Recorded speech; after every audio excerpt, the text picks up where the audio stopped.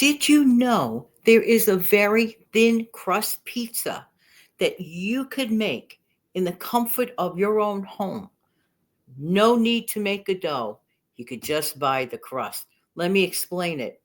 Good morning, good afternoon, good evening. This is Jan. Welcome to another episode on this channel, the Save Money and More with Jan channel. Going to talk to you if you get a hankering for pizza.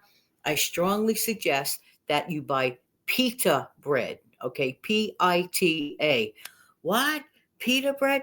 If you look at the thumbnail, you are looking at my actual pita bread pizza. So good. One day I was on a video chat with actually an audio call with Steve Young 74. I said, Steve, I customarily do not eat anything, when I'm on the phone with anyone. I think it's rude, but we were talking about business stuff.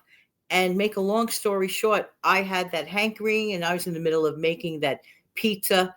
It goes so fast. So we were yakking on the phone. I was eating my pizza. Anyway, it was so good. So I said, I have to remind the folks.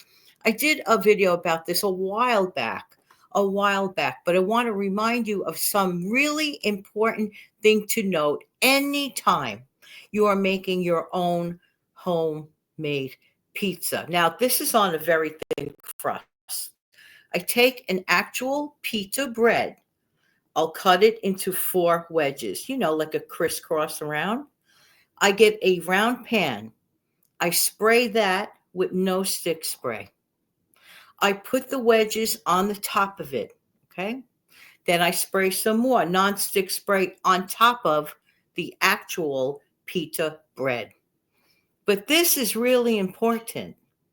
If you use shredded mozzarella, and I talk about the everyday shredded mozzarella, the inexpensive kind you get at the grocery store, not the super fancy stuff. I save that for special things, okay? This works wonders for me. I take first, this is really important, the order of which you layer the stuff. Put the shredded mozzarella on top first. I used to do it the other way. Well, Jan, what's the difference? No, there's a difference. When you're working with a very thin crust pizza, you don't want it to sog up. So that shredded mozzarella acts as a barrier to block it from getting too sogged up. See where I'm going with that? Then in my case, I oftentimes would put sliced pepperoni on top of the shredded mozzarella. Now you can put whatever topping you want, but if you're working with shredded mozzarella, put that first over the pita bread. The other thing that a lot of people do, and it's a mistake, you don't need a lot of sauce to make pizza at all.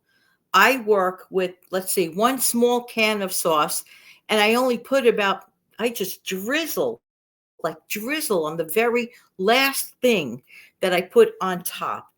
I also like to add Parmesan cheese on top. I like layer the cheeses, for example, the shredded mozzarella, a little bit of Parmesan cheese, pepperoni, and whatever topping you want. Sometimes I swap it out for peppers or whatever I want. But the very last thing, in addition to like my original layer, I might just throw a handful of either or cheese on top. Mwah! You could put your favorite Italian seasoning, for pizza, or just leave it alone, okay? The strong flavor that sometimes people put too much of the strong flavor is oregano. But oregano gives it kind of sort of a pizza taste, okay? Be sparing about oregano, in my opinion. Put whatever you want, but for me, I don't put too much oregano because it can be coming out too strongly. Throw it in a preheated 350-degree oven. I keep my pizza right in the round pan, like a cake baking pan. Honestly, besides the 4 wedges, I like to add an extra half to make it expand. I like that whole tray to be covered with pita wedges. Somebody else could grab a bite or 2 if they want. So that's what I did.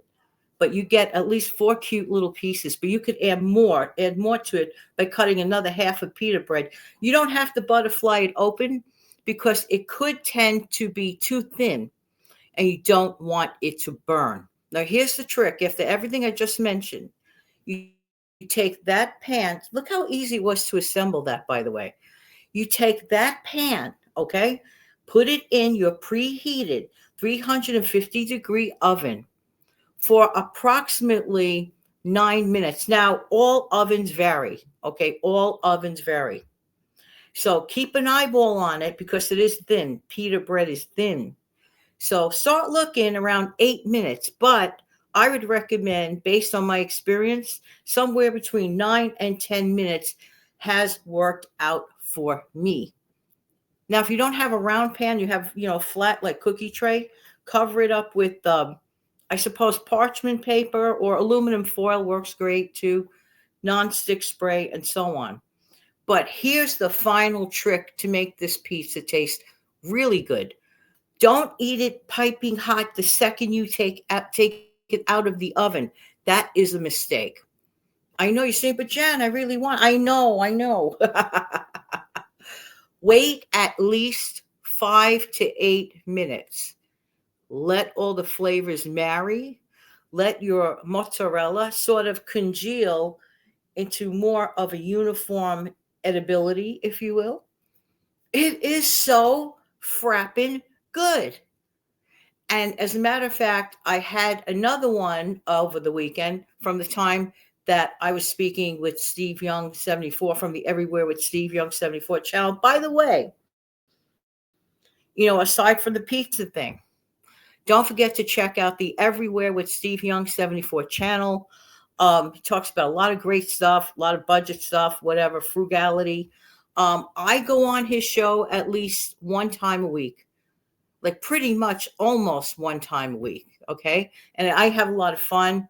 He explores different topics and usually includes everything from budgeting to anything else, even at times music. So there you go. Double check that channel. I really do appreciate that. And I could always include his link in my description below. Just saying. So cost wise, I believe that there are 5 pita breads. They're big. They're only 100 calories, the ones that I get. Okay. I think the company's called Romans, something to that effect, in a yellow and white bag. But any pita bread, if you read the back of the calorie thing on the calorie chart, the nutrition facts, you're going to find more likely than not that the calories are really, really reasonable. 100 calories for that big piece of bread. And it's just so delicious. And you could put a meal together so fast.